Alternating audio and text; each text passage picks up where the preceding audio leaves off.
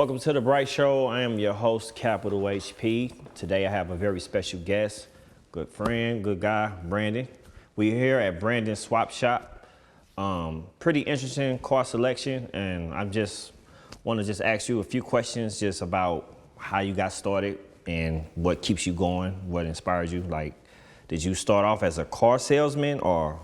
So I actually started off, I guess it's almost just more of like a mentality. It was, I guess I kind of always had like the salesman in me, but Okay. I started off with an Xbox, believe it or not. And Like an Xbox actual game? game console, yeah, Okay. and I never played it, so I was like, man, I'd like to get some guns, whatever. Traded that for some stuff, then traded those guns for a four-wheeler, traded up, and this was 10, 12 years ago now. So Okay. it led up to trading for cars and then sell one and reinvest and go from there, yeah.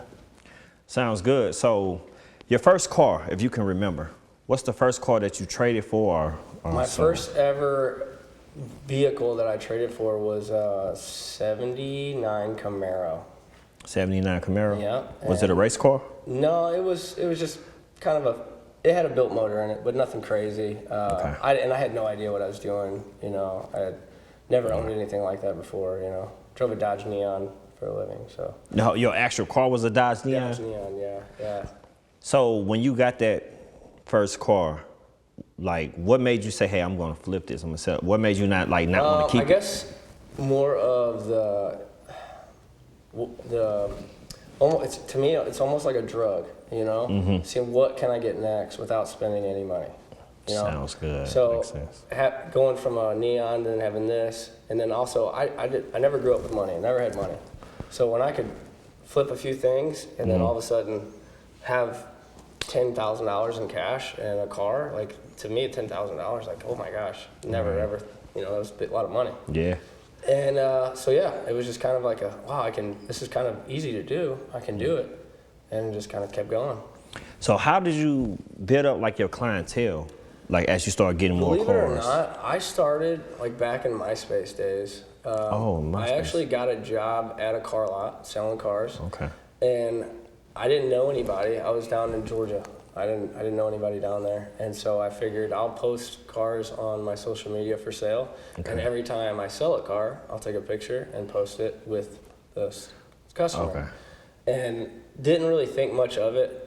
Used to have a lot of people tell me, that'll get old. You'll run out of friends or yada yada. Right. But what people don't realize is, take good care of somebody, they send their friends, and it's just a domino effect. And Facts. I built it up now for years, and it comes easy now. Well, I don't say it's easy, but it's I already have the following now, so it's taken a long time to do it. But it's all about reputation.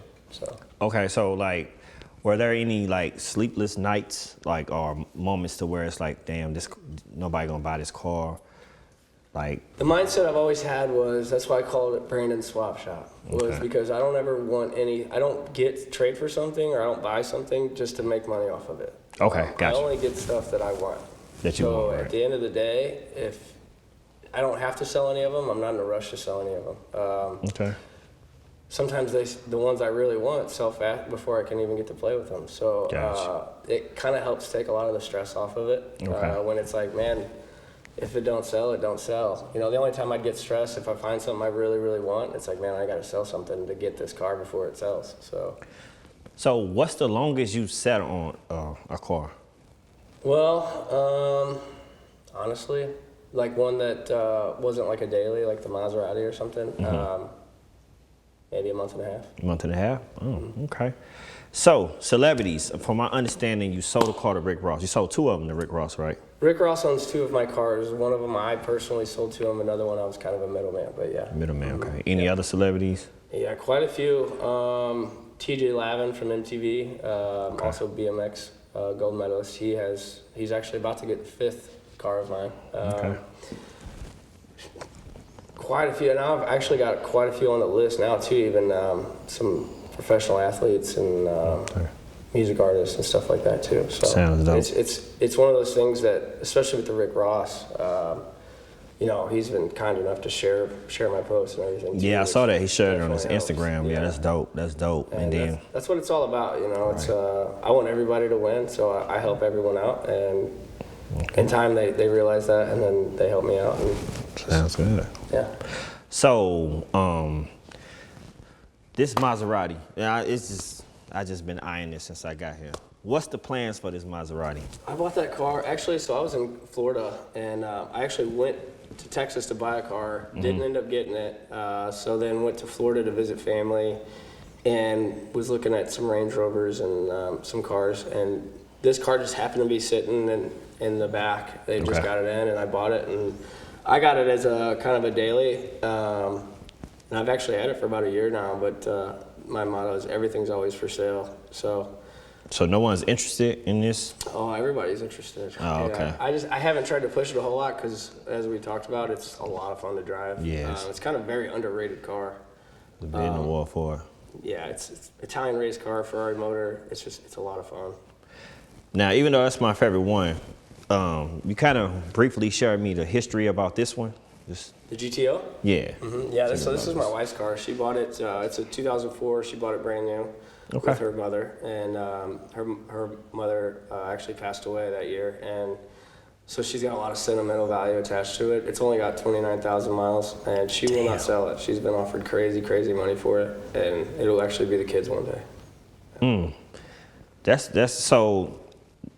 It's like no matter the number that's thrown at her. According to her, yeah. To me, I'd sell it for the number that she got thrown at her a couple weeks ago. But her mindset is different than me. See, I personally don't have any sentimental attachment to any cars. Right, gotcha. I look at them all as they're just items to have fun with, and then let somebody else have fun, make some money with them, and her mindset is completely different. So, which is like most people, Pretty much. So I guess one of my last questions to you, what is your goal as far as, do you see yourself expanding, like getting more shops or? So my goal actually is to, you kind of walked around my shop a little bit, you kind of see like the vibe in here. I want to make it more of a commercial vibe.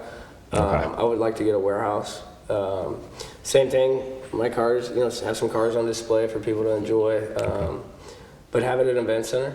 Where people can come and hang out. We have food trucks, we have events going on, a bar, and just a dope vibe place to go, and where we have comedy nights, concerts, the whole 9 yards. So that's kind of what I want to do.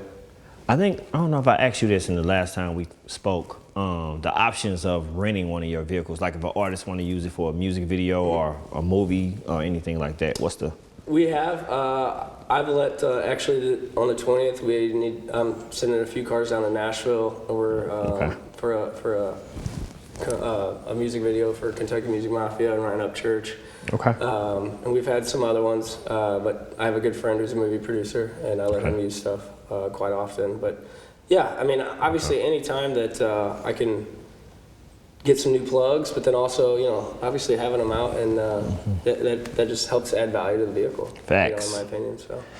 All right, so before we wrap it up, I want to tell me a little bit about this one. The Nova? Yeah. It's a 63 Nova, SS. It's got a twin turbo, fully built LS2. It's just under 1,200 horsepower right now. Damn. And it's actually sold, it's going to Kansas next week. Okay, going to Kansas. Yeah. Okay. It's a very, very fun car. It's scary, actually. It look crazy. Scary. Yeah. I could see that like in a movie, And the one on the end, the red one. That's a fully custom built Buick Grand National. The guys here in St. Louis actually built that car. It's a full custom build from the ground up. They actually bought that car from a insurance auction. It was really? a theft recovery vehicle, and it had been stripped and just kind of left to die. And they bought it and built an amazing car out of it. Sounds dope. So, if you can just let people know where to find you at, your Instagram, your social media. Well, I'm all social media, man. So pretty much Brandin Swapshop. If you look it up on Instagram, TikTok, Facebook, that's where I'm at. I have a YouTube page. We're kind of just now getting it going, but yeah. Okay. Yeah. All righty. Well, that's wrapping it up. Nice to have you. Thanks for coming to the Bright Show. Good to see you. All right.